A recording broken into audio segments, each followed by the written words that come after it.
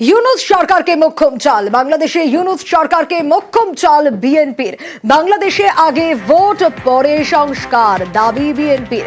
ভোটের আগে দেশে সংস্কারের ঘোষণা ইউনূসের। সংস্কারের জন্য 1.5 বছরের সময়সীমা ইউনূসের। সংস্কার করবে নির্বাচিত সংসদ, পাল্টা দাবি বিএনপির। নির্বাচিত সরকার হলেই সংস্কার দাবি বিএনপির। নির্বাচন অতি সত্বর হওয়া দরকার।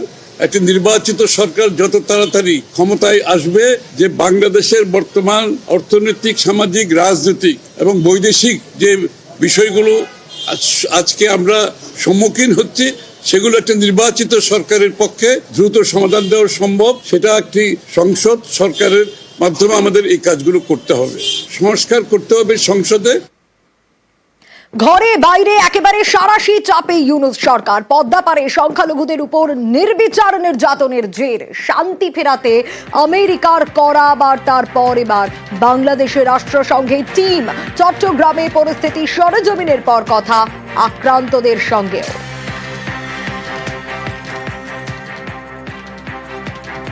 আমার ছেলে যেখানে এলাকাতে আসছে, আমার ছেলেকে অনেক মারধর করছে, অনেক রক্ত ভাই গেছে, কিন্তু আমার ছেলেকে দেখিও নাই। অনেক মারধর করে থানায় নিয়ে গেছে, কিন্তু পুলিশে মারে না, পাবলিকে মারছে। আমার ছেলে কি দোষ করছিল? কিছু করে নাই। থানায় নিয়ে গেছে, থানায় নিয়ে অনেক মামলা দিছে। ওরা বলছে কিনা আমরা ছাড়বো না, ওদের অনেক মামলা দিছে।